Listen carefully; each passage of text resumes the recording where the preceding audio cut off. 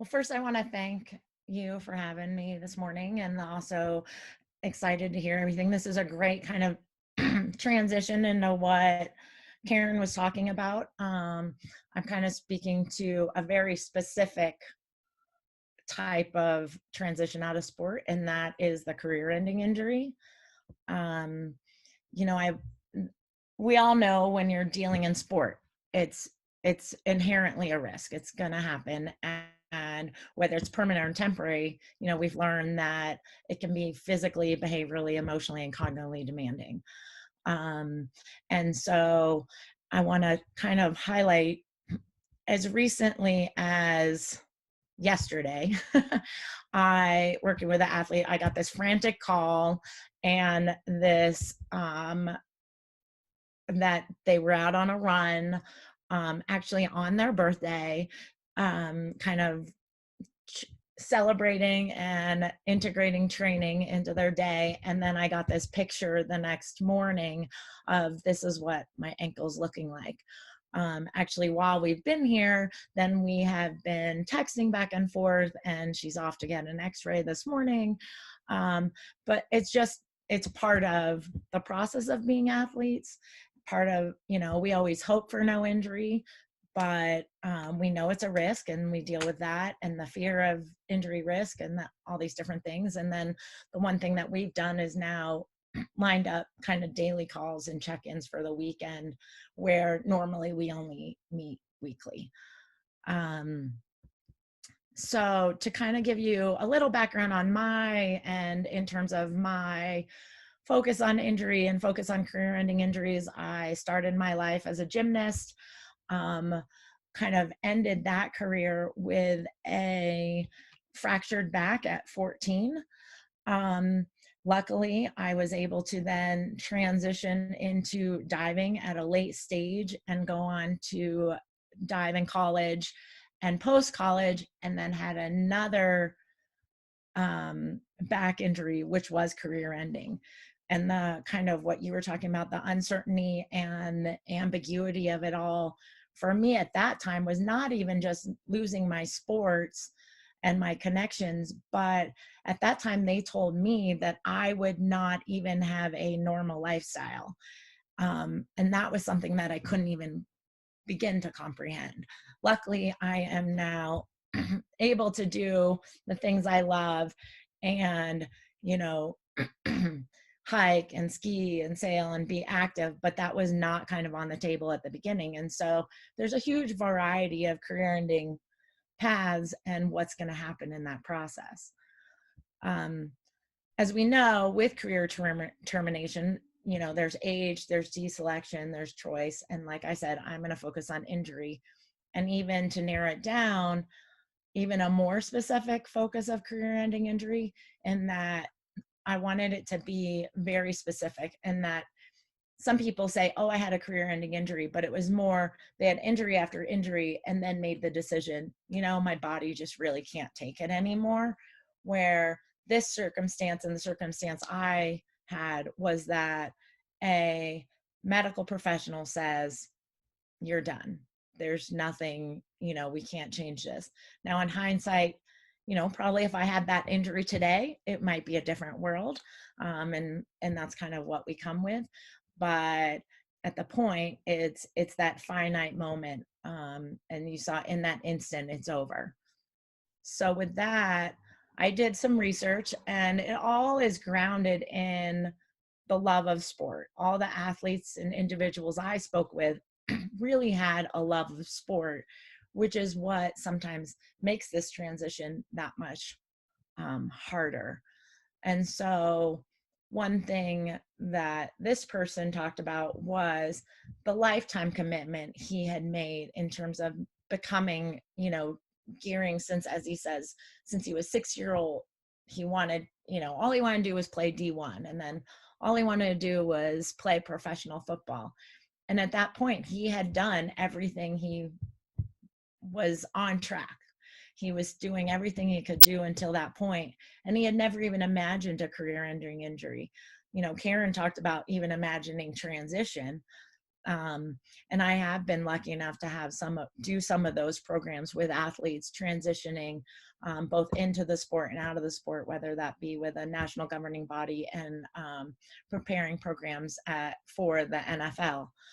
But it's also a matter of, you tell them these things, but are they ready to listen? Are they hearing what you're saying? So, you can't imagine a career. That is the last thing you ever think of. And all these things are from the words and of the athletes who I spoke with. So they talk about your life is never the same, and they kind of differentiate your life in terms of now, where they are now, before their injury and after their injury. And so, like, this person talks about, it just stopped one day. Not being an athlete is completely different from being an athlete. I mean, having your life centered around one thing and then not having that anymore. And I remember, as you saw, I started gymnastics. I started competing at the age of 5. I had all the way from, probably even younger than that, all the way through post-college training, where someone always kind of knew what I was doing and what my schedule was. A coach was checking in, or they knew, I had that schedule. And then after that, I remember thinking, nobody really cares where I am, and besides maybe my parents. And then they also talked about this, something is just ripped from you, and there is a loss of identity in the transition, but there's also, whoops, the quote is, sorry about that. But they talked about, having everything, like I said, having everything around and not, but this also, here's the loss of that identity. I was lost. I didn't even know who I was without that, because I used gymnastics to identify as me. Take that away and I was empty. And with gymnastics, you start at such a young age, you may not know any different. Some of these other athletes may have an earlier one. It doesn't kind of matter when it is. You've put your heart and soul and your love into something, and then you're told that you can no longer do this. And that was something that resonated through a lot of the dialogue.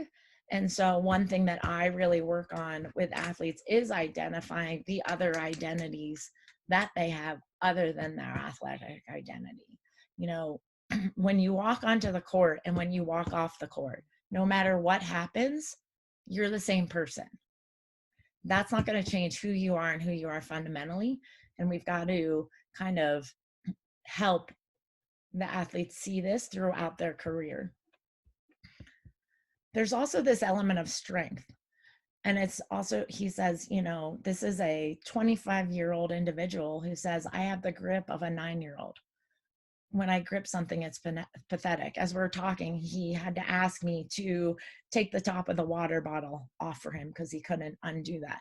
And that's something where someone who had an amazing amount of strength and capability, physical capability, was now narrowed down to asking someone to take the cap of their water bottle off. Also, this thing of, I think it's really what we don't think about is the pain that it still hurts. We see way back when there was this, we're all the Olympians, we had a bunch of pictures of, the difference, all this physique, but they don't understand how hard it is to do everyday things. This person talks about sleeping may be difficult, or things you could do easily before, and they're like, now I have tingling or a snap in my neck, or I can't do it. And not only were you maybe viewed as this, we create our body to be temples, and you put everything into it to have this physical strength. And then it's, once the cast is gone or the braces are gone or whatever it may be, the pain, what I found is everyone still had that pain. You may see me here sitting here, but nobody sees that I have my Theracane that I use in between my video call sessions, or my, seat that is for my back, or, you know, different things. You don't see that anymore. There's no physical thing, but the pain continues throughout, for many of them, throughout their lives. And you still have those, you learn how to deal with it and different things, but it's a constant reminder. One girl said she saw it as a badge of what she had done, but it also was a badge of the things she couldn't complete. But I think that's something that we kind of miss in the literature and the research. And then that leads to sometimes this anger, depression, and fear. Like this person says, it happened once 5 years ago, but I still feel the effects of it. And I probably will till, you know, all athletes will, I think. You know, they don't feel pain as much when they're young, but the time we're 40, 50, 60-year-old, it's going to hurt. It may even hurt starting at 20. You know, I know my body was cracking at 8 years old already when I would like try to sneak down and see my parents in the morning and they could hear me coming. But there's this continual pain that we forget because they're not, maybe you're not going to rehab anymore. You're not doing the different things, you're doing a maintenance, but that's not something someone can see. I spoke with an athlete just recently who had a career-ending injury, and you know, she, even as successful as being a Olympic gold medalist, she is now 6 years later coming back and talking to me about she can't appreciate it. She can't, because she didn't get to live it out. She got hurt right after that. So she didn't go back for the next season. She didn't go back for any of those things. And now she even has a hard time just looking at her medal because it's a reminder of her injury. That's where I was talking about the doctor telling you that you're done. It wasn't really my choice. This one, the physician said, your back is so bad. I work with people that are 80 years old that don't have backs like this. It's so bad and so compromised that if you continue to do a sport like gymnastics, you will most likely not be walking by the time you're 25. Your body just can't handle it anymore. And I think that's it's a really hard thing to hear.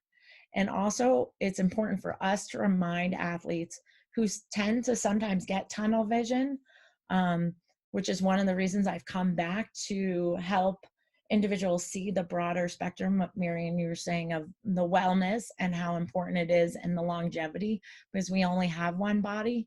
I know for me, I wasn't able to see that. Even on a simple injury of, I blew out 3/4 of my eardrum off of the 10-meter platform. And this was in college. And this is why this support network is so important, because I had the choice of, I could go compete. And the doctor said, you'll most likely lose hearing in your ear, left ear. For me, I said, that's not a problem. What about that is not a problem? But at 18, I probably didn't have a good vision of that long term and what that was going to look like. So luckily I had people in there to be like, slow down, Lauren, that is a problem. That was my own denial, and that wasn't even a career-ending injury. But this initial denial, you don't go into practice or contest or competition thinking it's going to be your last. You don't think that's going to be the last time you ever, you know, get up on the runway, not thinking that you actually done something that's going to cost you such an effect. And that's where that denial comes. And it's initial denial, but I think it also continues sometimes for some people for quite a while.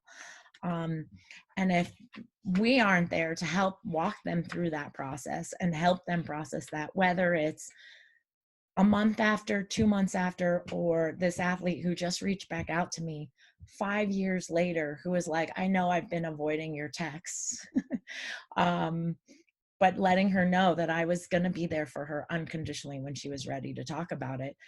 And luckily I'm in a place to do that. And I understand that not everyone has that, but we've got to set up that network for people such as athletes. So there is a process for individuals, because we all do it at a different time. As recently I was going through cleaning out my house and found a bunch of old UCLA Daily Bruin articles, and reached out to some of my friends, the athletes, saying, hey, do you want these? And one of them called and said, do you even like looking at this stuff? He doesn't want to look at it, doesn't want to talk about it. He sees it as like a bad period of his life, when it was a great period. We got so many opportunities as athletes and individuals, and he, at 46, has not transitioned from what happened to him when he was 21 years old.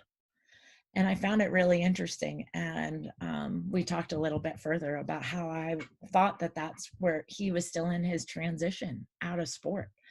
And that was just a friendly dialogue.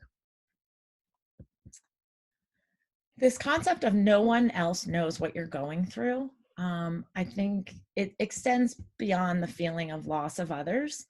They talk about people provide encouragement, and there's a dichotomy, because there's this unconditional support and there's this difficult relationships and misunderstandings where, people talk about, I'm sorry what you're going through, or I can imagine what it feels like. And a lot of them are like, you can't imagine what it feels like. And that's where I believe peer mentoring can be so empowering, to have someone who has had a career-ending injury speak to someone else who has had this as well. And that goes for transition, getting people to talk. When I was with the ski team, we had a group, and everyone feels like they're so isolated and on their own in this journey. And as they started talking, they're like, I had no idea you felt that way, or I had no idea you were worried about what comes after the Olympics, because everyone puts on this presence, which is part of their brand and who they are and what they put out there.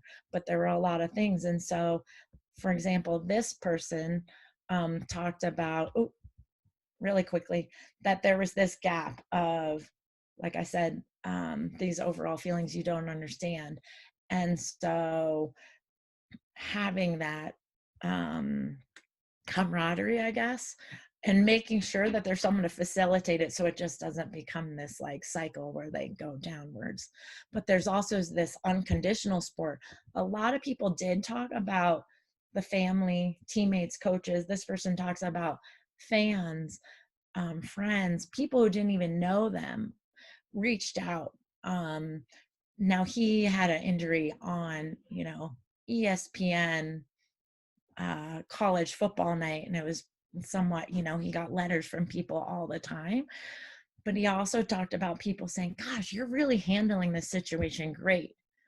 And he said, some days I don't feel like I'm handling the situation at all.